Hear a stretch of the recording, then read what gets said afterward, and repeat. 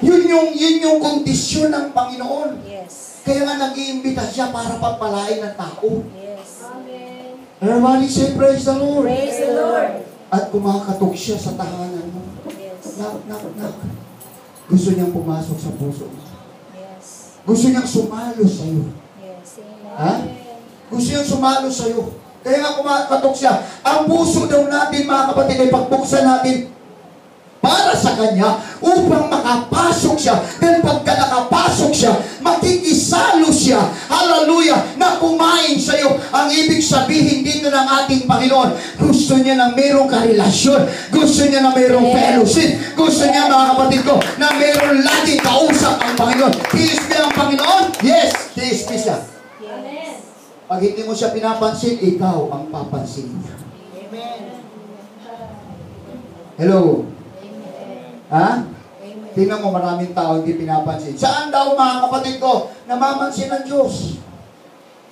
Hallelujah. Pinapansin tayo sa lahat ng paraan na gusto ng ating Panginoon. Dahil gusto niya ipakita sa mga tao, mga kapatid, na buhay ang Diyos. Ang Diyos ay dakila. Ang Diyos ay mapagpalang Diyos. Ang Diyos ay mapagbigay na Diyos. Ang Diyos ay Diyos ay Diyos na mga Diyos. Yes. Amen. Everybody say amen.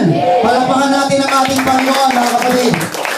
Anong sabi ng Romans chapter 5 and verse 8? But God demonstrated His own love for us in this, while we are still sinners, Christ died for you and for me. Pero mo, ganun kabuti ang Diyos.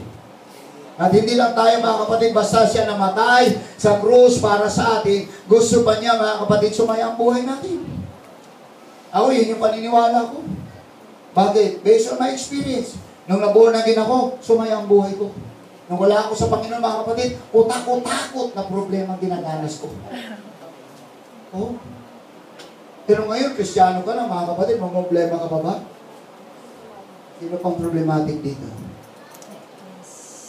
Seryoso, taas ang kamay.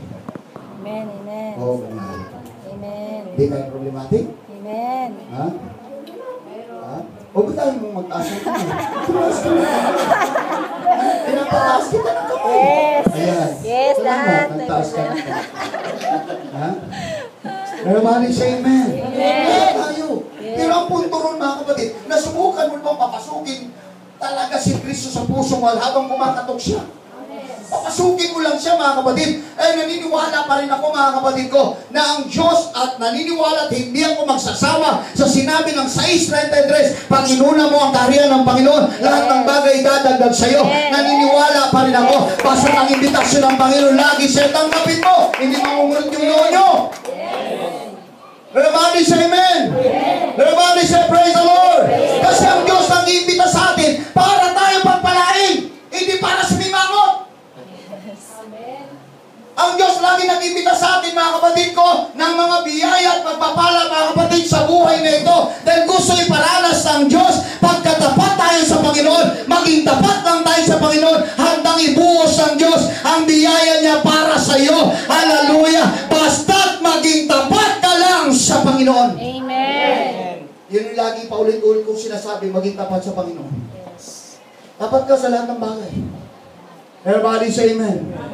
Kaya naniniwala ko, mga kapatid, niloob ng Diyos ang indisip, mga kapatid ko, dahil ako'y naniniwala, tapat ang indisip sa Panginoon. Everybody say praise the Lord. Hallelujah. Kaya yung pinakita kahapon, mga kapatid ko, na poster or tarpaulin para sa project natin, naniniwala ko, mga kapatid, hindi abutin ng 5 taon. Yes. Amen. Praise God. Hello. Amen. Amen. Hindi abutin ng 5 taon. Amen. Ha? Binigyan ko nga sila ng mathematics nun eh. Sabi ni Pastor Durcanes sa announce, mga kapatid, transparent tayo. Yes. Ang tubo na ngayon natin, mga kapatid, 100,000. O, sipin nyo. Multiply nyo. Magkano ang kapital? May tumubo 100,000. O, di 1 milyon na. 4 months pa lang. 4 months pa lang. Ang kanina, dinansa, daming pumila, mangutang. Walang problema yun dahil yun for the cause of Christ, for the cause of His church. Totoo talaga yun, mga kapatid. Pagkatotoo ka, mas lalo totoo ang Diyos. Amen? O, di ba, mga kapatid? Yung maalago ang biyaya ng Panginoon. Kaya sabi ko nga, hindi abutin ng 5 taon yan. Yes. O, Huwag natin problema yung pagpapato. Malaki ang Diyos sa atin. O malaki ang problema, mas malaki ang Diyos, mga kapatid. Yes. Ang mahalaga lang, pag nag-imbita siya sa iyo, abay sumagot ka, mga kapatid ko. Yes. Hallelujah. Sumunod ka, pumasok ka palagi habang kumakatok siya. Gusto mong pagpalain ka ng Panginoon, ay huwag kang mag-iisipan, mga kapatid. Dahil ang Diyos nagpapakain sa mga masipag at ang tamad ay hindi pinapakain. Walang karapatang kumain ng tamad. Yes. Amen. Praise God. Woo! Amen. Subukan mo maging tamad sa Panginoon. Sigurado, tamad din ang Diyos sa'yo. Yes. Principles ang Lord yan, huwag kayong magagalit. Ito, yes. Kaya nga, nagsipag-sipag talaga ako kahit mahina na yung tuhod ko. Bakit? Alam ko ang biyaya ng ating mahal na Panginoon. Amen. Yes. Palapakan natin ang Diyos, mga kapatid. Pangalawang imbitasyon ng Panginoon. Sabi niya, halika, lahat ng may mga talento dyan, o bibigyan ko ng talento. Binigyan ng 5, binigyan ng 3, binigyan ng 4 ng mga manggagawa. Hello, mga manggagawa. 4, 5, 6, 7. Ha? Mayroong isa. Sabi nung 5, pangalakal ko ito, pangalakal ko ito. Para pagbalik ko sa Panginoon, tutubo ito, dadami ito. Hallelujah. Nangalakal nga siya. Yung 5, naging 10. Yes. Yung isa, pinaon. Hindi binisnes. Yes. Pinaon! Pagbalik na sa Panginoon. Lord, alam ko naman kasi ganito ka, ganyan ka eh. Yes. Binaon ko, hindi ko pinangalakal. Yung nasa kanyang isa, kinuha pa, idinagdag doon sa 5. Kaya yung masipag, yung patuloy na naging tapat sa Panginoon, yung nasa iyo, dadagdagan pa yan ng Panginoon. Mas lalo ka pang pagpalay. Pero huwag kang magtaka kung bakit doble ang blessing na binibigay sa iyo. Bakit? Yung isa na lang ay pangalakal, tinanggal pa, ibinigay doon sa 5. Kaya nandiyon sila. Wow! Amen! Amen. Yan yung prinsipyo ng Diyos. Yes. Everybody say amen. Kumari ba natin palakpakan natin, mahal na Panginoon? Hallelujah! Kaya hindi pwede, mga kapatid, na maging walang silbi ang kanyang kamatayan. Yes. Hindi pwede, mga kapatid, mabali wala, mga kapatid, yung kamatayan ng Panginoon. Habang nagtatapat ka sa Panginoon sa lahat ng bagay na pinapagawa ng Panginoon sa iyo, masigit ang Diyos at tatapat. Kaya hawakan ko pa rin yung principles ng Lord. Seek ye first the kingdom of God and His righteousness. And all these things, name it, and all these things shall be added unto you. Idadagdag sa iyo. Dahil yun ang gusto ng Diyos. Karagdagan, ayaw niya ng minus. Gusto niya multiplication. Yes. Mahilig sa Lord sa multiply. Amen. Oh, basahin niyo ang Bible. Yes. Ha? Yung 3 isda, minultiply niya. Ha? Yung 3 isda, 2 tinapay, minultiply niya ng minultiply, mga kapatid. Everybody say amen. Si Adan, nag-iisa lang, nag-multiply, naging 2 sila, naging marami sila. Why? Mahilig ang Diyos sa multiplication. Yes. Para sa Kristiyano. Hello. Amen. Everybody say praise the Lord. Palakpakan natin ang ating Panginoon, mga kapatid. Yun yung invitasyon, mga kapatid. Hallelujah. Kaya pagka ang tao, mga kapatid ko, huwag kayong pagka ang tao hindi, mga kapatid, sumunod sa invitasyon, kinukuha niya yung attention mo. Yes. Ha? Baliwala sa'yo, mga kapatid, baliwala. O, nananawagan Diyos, baliwala sa'yo. Kukunin ng Diyos yung attention mo. Sa paanong paraan? Ha? Pagka ang tao, mga kapatid, sa mundo nakakalimot sa Diyos. Ano ang paraan para makuha ng Diyos ang attention ng tao at lulod ng tao? Kalamidad. Yes. Bagyo rito. Yes.